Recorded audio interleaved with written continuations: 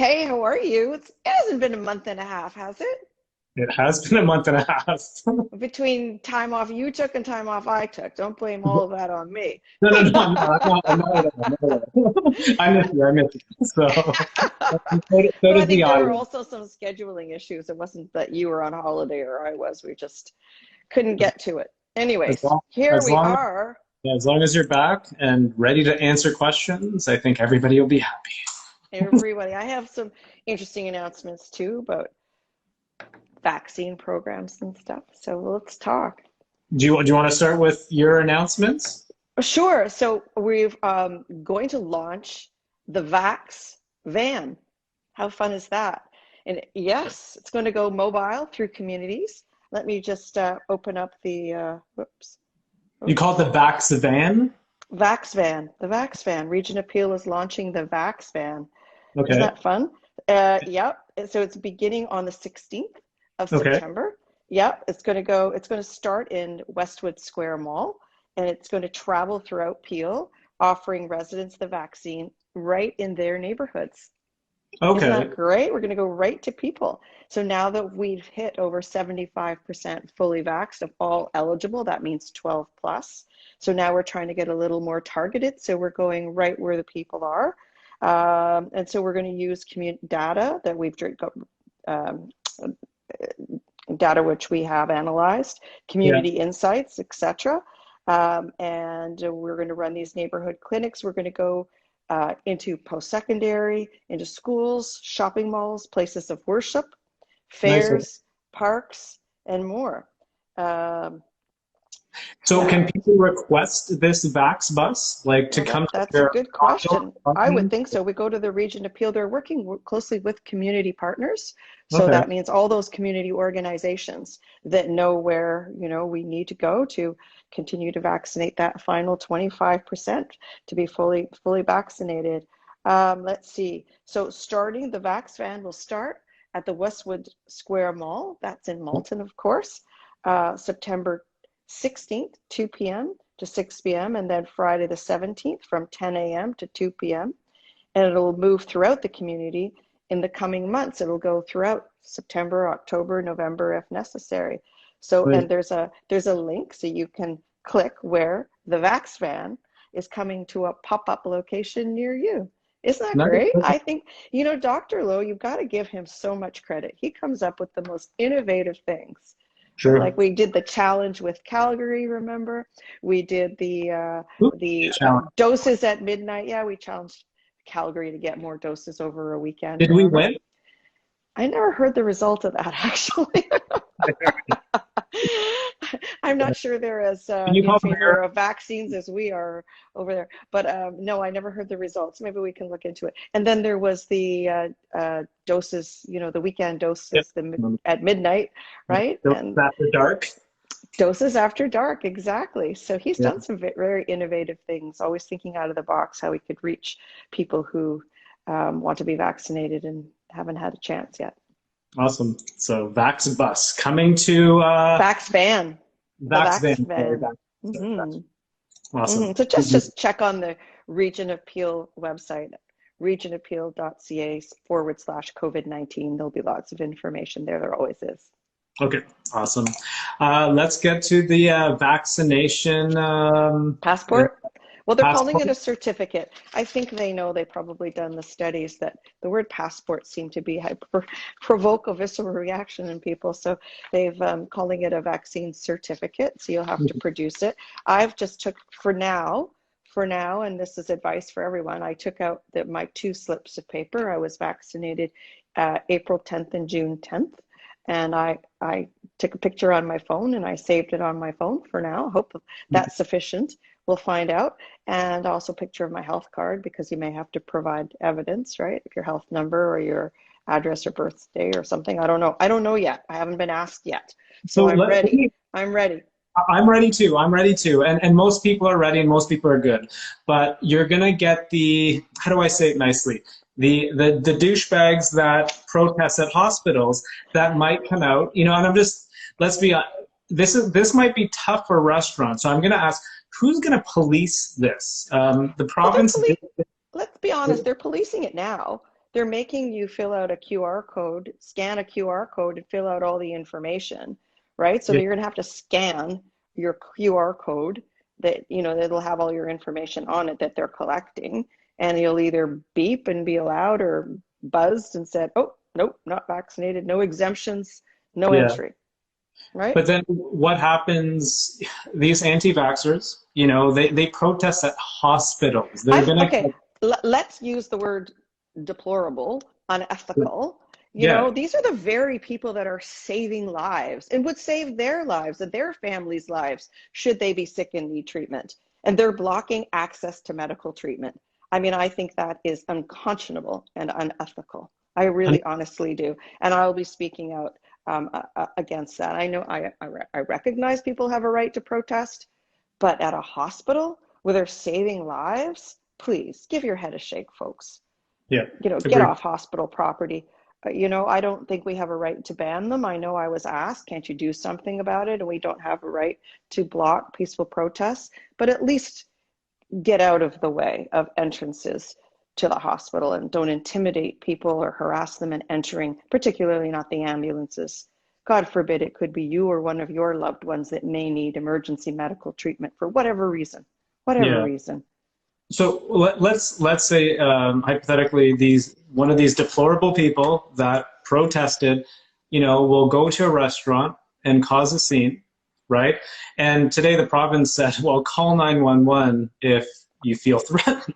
Now, do the cops have the resources, you know, to do this? I mean, Probably end up being bylaw enforcement, but you know, we have witnessed even folks who were protesting wearing masks go into grocery stores unmasked, and you've witnessed that interaction at, it was at TNT, I think, you know, as yes, one of the staff took the guy on and said, hey, mask policy in place, if you don't have an exemption, go yeah, somewhere else, right? And there was a little confrontation. And, you know, I think people feel strongly. They did the right thing. They want everybody to do the right thing. We did our part. We're protecting the community. You got to do your part too. So whether it's the restaurants or the employees or call bylaw's coming, you know, or whoever it is. We have we cooperate with Peel Regional Police, obviously. yeah. So yeah, yeah. Okay. It'll be The yeah. burden won't be I on feel them any more than it is now. You know, they have to enforce the mask bylaw now yeah. Okay. indoors. Sure. All right, let's talk about the masking bylaw. Dr. Lowe said, I guess about a week ago, that he recommends the masking bylaw be extended till about March 31st, 2022. 22. Yeah. Do you agree Yeah. with it? Yes. Yes. Okay. Until we know it's safe to take it off, of course we have to wear the masks, of course. Mhm. You know, unless you're in open air, outdoors, and you're not near people. I know I have been outdoors in some public settings without a mask, but there wasn't anyone nearby. But I think as a politician going forward, because the mask bylaw will be extended, I think I'll set a better example and wear it more often. Because I do feel if I'm outside, I'm okay not to wear it. But I notice that many people do. I Yeah. think they almost feel comforted wearing it. True. Now, and sorry, the masking bylaw has not been Been extended. passed yet. I believe tomorrow's agenda, tomorrow or next week. Okay. All right. Do you foresee, like Dr. Lowe, putting it further? Like I know that in malls you don't have to do the. We're talking the vaccine passport again. I apologize. Certificate. Vaccine certificate. Do you think that Dr. Lowe will add more kind of restrictions to that? Like, because now we're allowed to go into malls and stuff. Right. I don't think right now, you know, Okay. right now, let's see how this works. We are watching the numbers closely. So I spoke to him today about the new variant, you know, whether he thought it would take hold in the community. And he said the Delta is the predominant variant and will probably be so for some time. We're watching things closely. He says if we could get through September and October, we might avert any restrictive measures. So fingers crossed, everybody do the right thing, you know, continue to stay away from other people. Don't, you know, wear your mask. Don't be in crowded rooms. And if we can avert transmitting the virus for another couple of months, we may have gotten through the worst of it and avert any more restrictions, lockdowns. Nobody wants lockdowns. Nobody wants lockdowns. I absolutely don't think our businesses, you know, could Good take another segue. lockdown. Do you think there'll be another lockdown? I'm very hopeful that there won't. I'm Okay. very hopeful that there won't. But look, if things are dire, these are all the measures that we have to consider to protect people's safety. Nobody wants to do that. And let's be honest, it's not my decision either, but I know that the Premier would look at every measure, and Dr. Lowe would look at every possible measure that needs to be in place to protect the community. Nobody wants to lock down. And we think that things are stable. They've kind of plateaued. They were Yeah. going up a little bit, but they've kind of come down a little bit again now as well. So we're very, very hopeful we're going to avert any restrictive measures. Cool. Fingers crossed, everybody do your part, right? Wear your mask, stay away from other people. True. I think 85% of people are doing it. It's the 15 that, anyways. Sorry, do you wear your mask? Have you started working out again? Like indoors? Yeah. Nice. I see that. I see the pipes. But like, do you wear your mask when you work only out? when I enter. Okay. And to move across the room, but not when I'm physically working out. But we're spaced. Yeah. Okay. You guys are back indoors now, right? We're back. We have been all summer since the restriction was lifted. What was that? Early July, I think. Okay. You haven't posted in a while. That's why I think.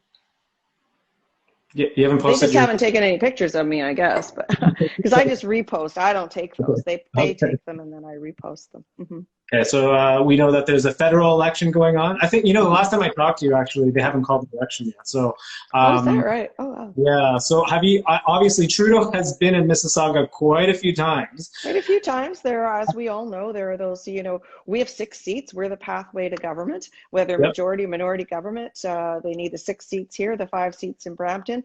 I know that they're paying special attention to some of the Mississauga ridings, the Oakville riding, and that's why he's been in Mississauga. And as we see, Aaron O'Toole is spending time in the GTHA and the 905 as well. They would like those seats as well. So it goes both ways. So let me ask, so we did a poll on Mississauga, and affordable housing was number 1. Yes, it is. Affordable housing. And COVID recovery was number 2, and transit was number 3. Okay. So all those things are vitally important, as is infrastructure and revenue tools for cities and all that, and continuing the financial supports for people, because we're not through the woods yet, and for cities. So I'm glad to hear those priorities. I think people are right on. I had a briefing for the candidates last night, as a matter of fact, and those are the same priorities. Many residents joined too.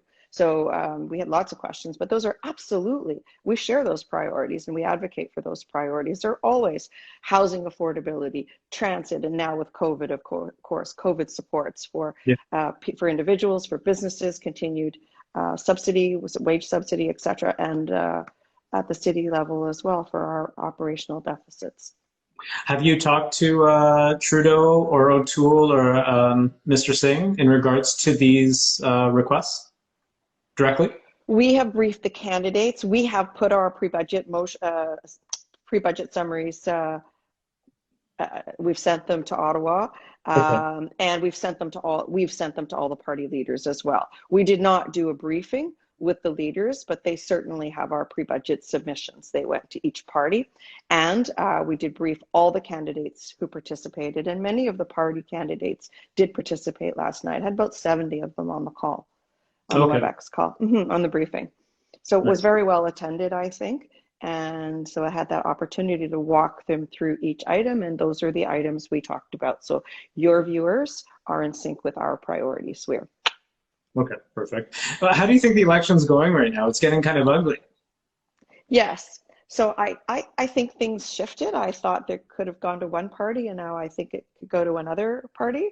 And when you see those personal attacks, you know that those are kind of desperate measures, right? So things aren't going well for the people throwing stones, right? Sure. So I'll just keep it general, but I think we understand each other.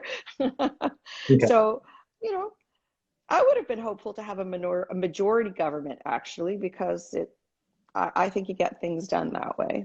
And if you have a majority, then people support the mandate of that party. But it looks like it'll be another minority government. Which way, we won't know till next Monday. But the message is to everyone, please vote, exercise your democratic right, and vote for those candidates and those parties that will invest in our priorities, the ones you shared, city priorities. Cool. Let's go to, do you think schools will be closed again? No schools closing unless necessary. So there, what was the saying we have? So first to open, last to close, right? Classrooms, individuals first, then classrooms, then schools. So let's keep, we're very hopeful. And I'm hopeful, you know, high school and above, where, because it's 12 and over, can be vaccinated, will stay open. I was worried about the elementary students, right? But we should know by December if our children, if our youth are eligible to be vaccinated, because they extended the studies just to be super sure. They were going to do 3-month studies, and I think they've done 6 or 8 month studies now. So abroad.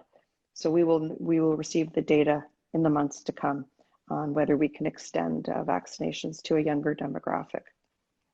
Cool. Do you say there's going to be, so there's going to be vaccines for 5+, I'm assuming, and hopefully they're being studied.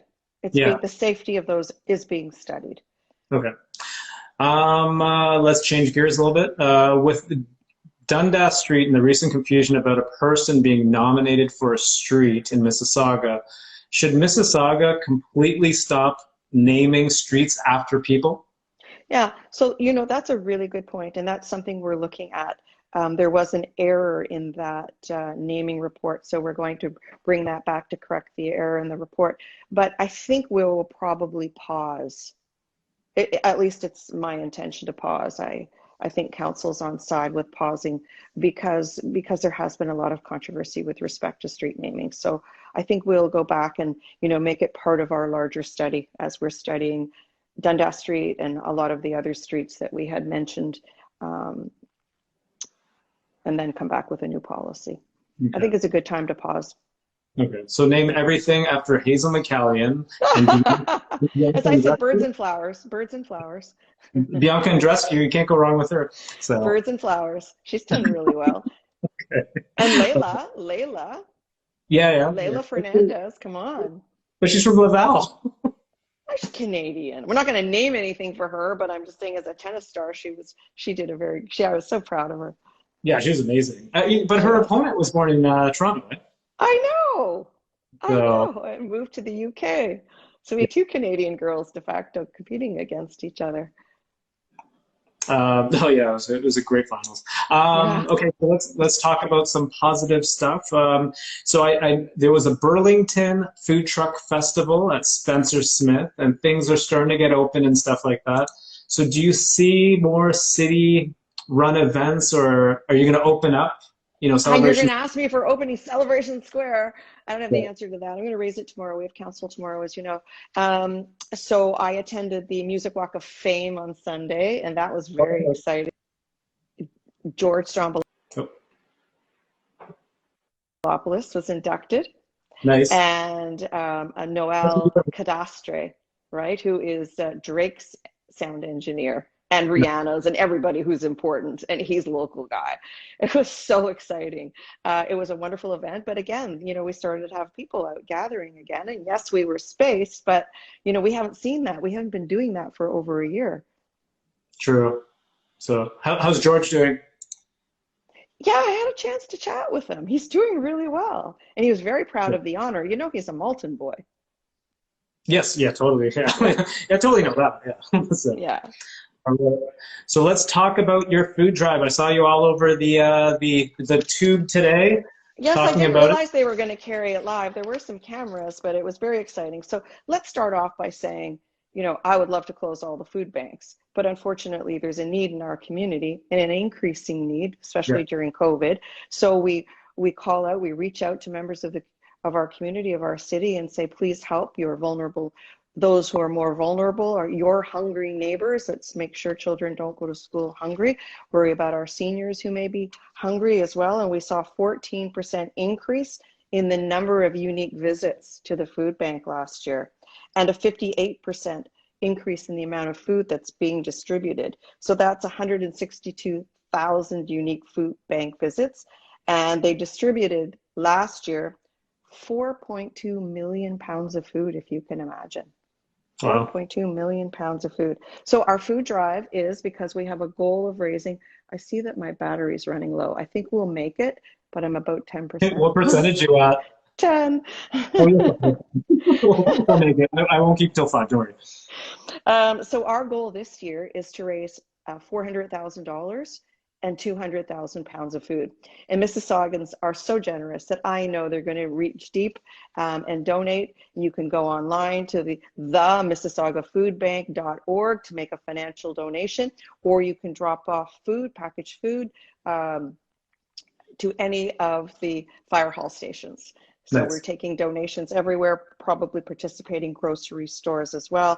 And if we reach our goal of $400,000 and 200,000 pounds of food, and I'm very hopeful because each year we tend to exceed our goals, we will have raised since 2015, the first year that I've done these food bank drives. Ready? Drum roll. $2 million and 1.7 million pounds of food.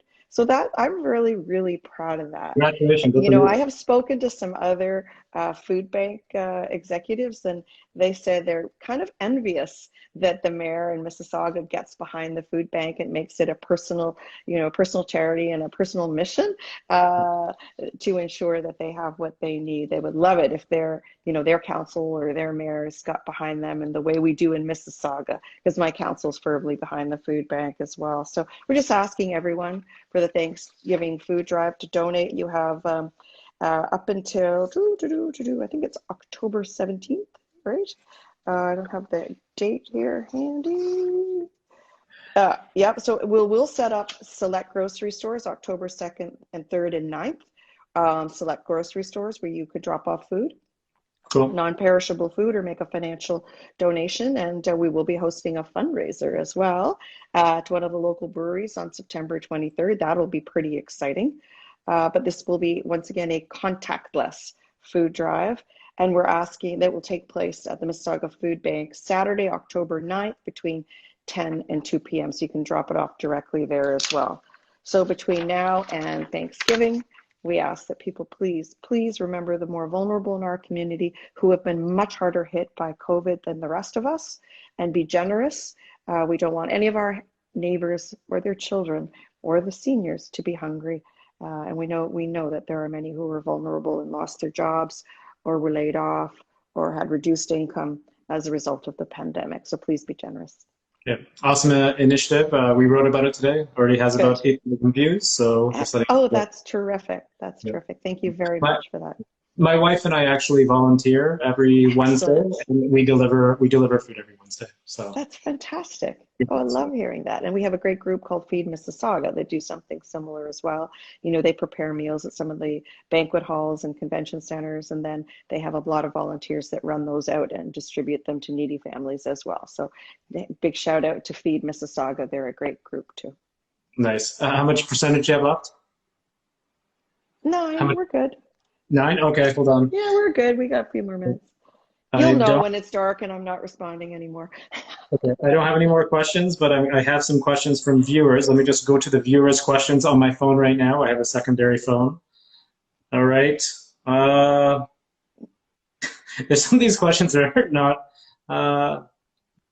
Hold on. Do you have anything you want to add? It's going to be. I think a really great council year. We've got a big agenda, yes, okay. And so, but also, we've got a federal election. Let's get through that. And then the springtime, we're going to have a provincial election because there's a set date for that one. And then in October 2022, we're going to have another municipal election. And yes, I intend to put my name on the ballot. I hope people have thought that we had provided steady leadership and clear and certain communication throughout the pandemic. So hopefully can keep my job, but we'll see next year. You got it. Well, you have to apply for your job every 4 years, right? Mm-hmm. I saw the library development, the construction. Really coming along nicely. It was a big addition. We talked about that one day. We're having a big balcony added on the east side, right? It'll be beautiful. And it'll overlook the square. Right? Yeah. Well, yeah. So, awesome. Cool. We use it for all kinds of events as well. Yeah. So no, it's gonna look cool when there's 100,000 people there. So Mayor Crombie, thank you so much once again. I'll let you go. Thanks for having me today. Yeah, before we're 0. Thank you. Okay, bye.